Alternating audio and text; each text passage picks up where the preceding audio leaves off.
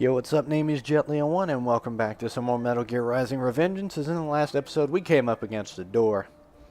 Also, this is apparently Japan, and we need to get around the door. So yeah. Last episode was kind of funny though, because that tower there, I had to jump up those lanterns to get to the top to cut a thing down to get 5 gamer score. Just 5. But I wanted to do it because it's funny to go up there and cut the top off of the tower, and whatever that item was, I will never know. Because it just shut the door on me. Apologies, Raiden. I seem to have fallen behind. That's no problem, Blade Wolf. We didn't actually really need... Thank you. What are you talking about? If it wasn't for you, I wouldn't have gotten Jack back.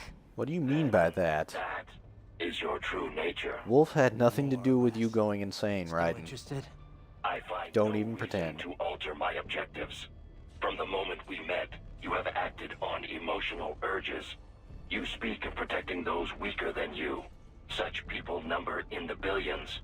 It is impossible. Tell that to You cannot Batman. save every human being in the world. You cannot save every street child. Tell that to After Batman. extended observation, I have come to a conclusion. Tell it to Batman? Your actions are rooted in affinity for those from similar circumstances as yours. So his conclusion was tell it to Batman. Guess so. Not much of a superhero after all, huh? However, your emotional status is understandable. Perhaps I share this same affinity. Well, Yeah? if that's what you feel, then glad to have you along. Roger. Roger, Delta, Whiskey, Tango, Foxtrot, Alpha, Omega. I don't know why I felt like saying it, but it was again the same 4 buttons. So in this area you can either stealth or you can do what I'm going to do and just destroy everything. Because the flashy sword fighting is so much fun. Actually, you know what? I'm going to show you guys the alternate weapons so far. So let's go back.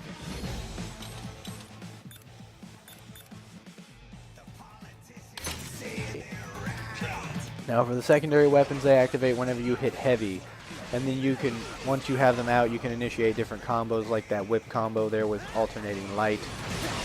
But the reason they're not very useful in game is because, see, I'm sitting here hitting light and my sword is not out. And you cannot block with secondary weapons.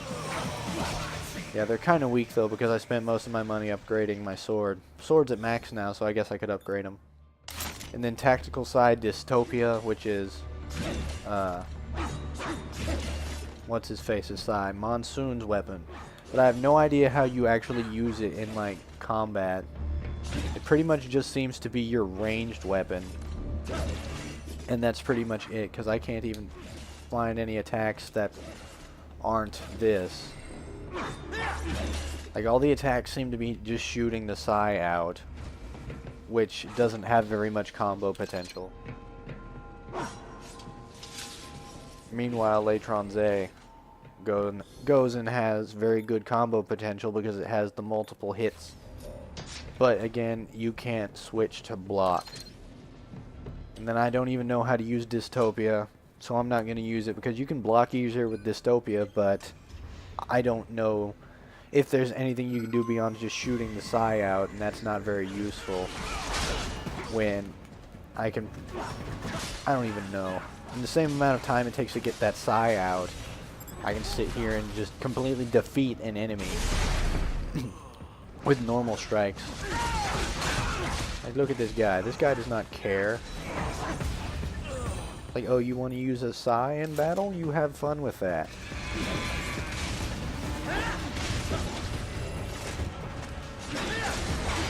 Oh, it pulls you into him. That's pretty cool. Now I know what it does, but that's still not very useful. Oh yes, this one. We haven't seen this execution yet. You just jump on them and just cut their face. Ow. I got hit. So this basically lets you get in on enemies fast. Which is pretty cool. Now it seems useful, but I would still rather just run in myself so I can cut them. I'd rather have heavy attacks back. So that's actually pretty cool now that I know how it works.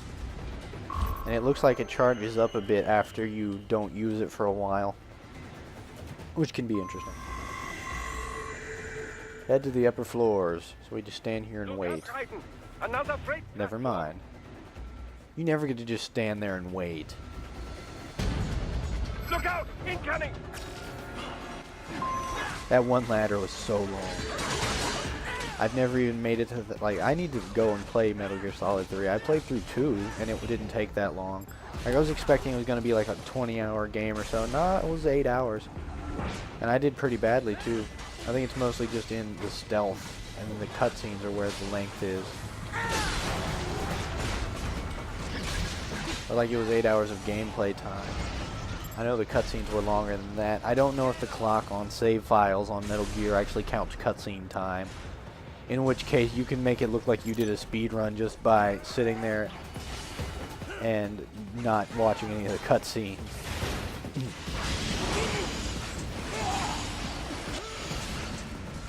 I hate how when Raiden gets hit, there's like a stupid amount of hit stun, but all the other enemies have no problems when you hit them. It's like Raiden gets hit, he's in like full-on stumble. And I missed the ability to have taken his spine out. Where'd he go? I'm hitting the lock-on button and nothing's happening.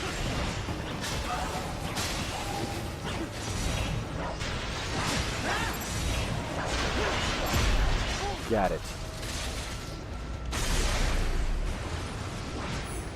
Alright. Who's next? Can we jump up there? I want to jump up there. Now, why are those why are those guys even bothering to be invisible if they're just standing there?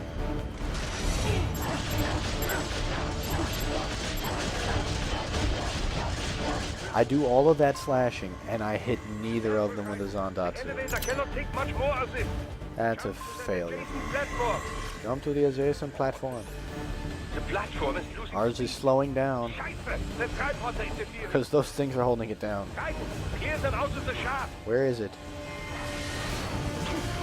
And that just instantly killed them all.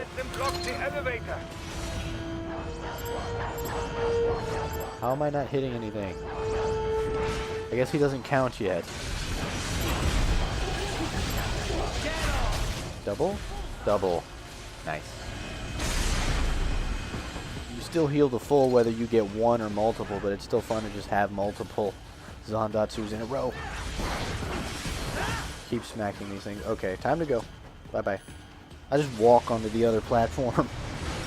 You're usually supposed to jump. No damage. Wow. S. One of the few times. I like how they managed to make this infinite. Like, they just have the top be shadow. So then they can spawn as many floors as they want, and there's a big guy. Nice. Nice to meet you. Wow, this sword is overpowered. It's so beautiful.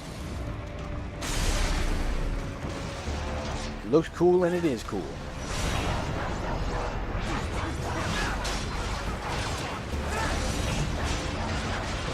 Okay, that's that one.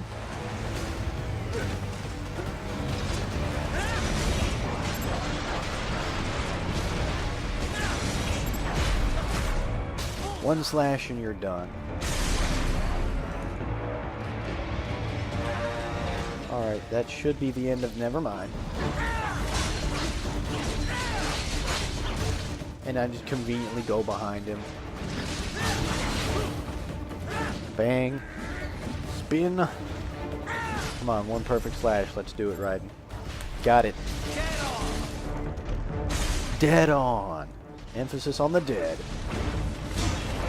I failed that timing spectacularly. And just put that guy through the wall. This is a clipping issue, it's not actually like through the wall. I missed. I made it. And we're already here. Sweet.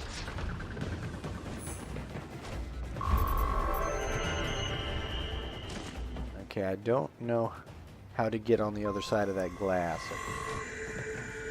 Or... no, wait, I do. You just go this way.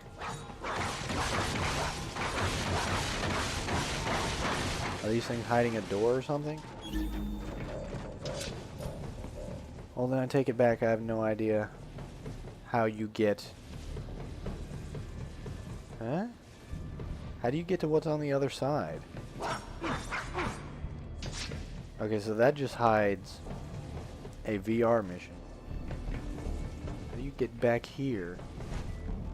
I know there's got to be a way to get back there. Aha. You slide your way. I don't believe I've ever made it back here. Oh, there's a man in box. Well, that's one of the ones I couldn't find before. Okay, what's in the box? Nanopaste. That would be really useful on the first run through because after that elevator you're usually going to need a heal or so.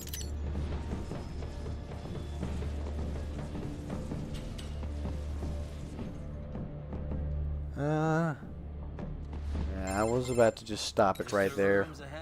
We're very nearly at a long cutscene though. So we'll just listen to this and then go to the long cutscene. I'm guessing it won't look like your typical IT department. Quite right. Most of it will likely be occupied by life support units, feeding oxygen and nutrition to the brains they have stored, you know. They would also need a server to feed them the VR data, but in terms of structure, it's really more brain storage and maintenance than a server room.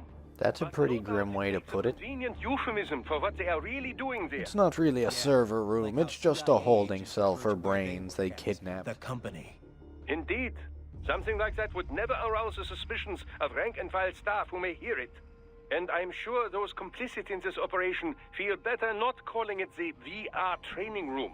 Even something so simple as a name can help one ignore the truth of what they are doing. Truly Well, I suppose that's true. But Doc, we don't need philosophy up in here. That's where Sundown. Jack's already given up on all philosophy. He wants a fight. I wish he'd just get on with it. He didn't seem the type to run and hide. He's being theatrical. He is in charge of security, but I suspect In this case is you not didn't about notice business. before, Sundowner has a flair for the I would say dramatic. he is toying with you, testing you, perhaps. Whatever he's doing, it won't change what's going to happen once I finally catch up with him. Him getting cut in a tiny little piece.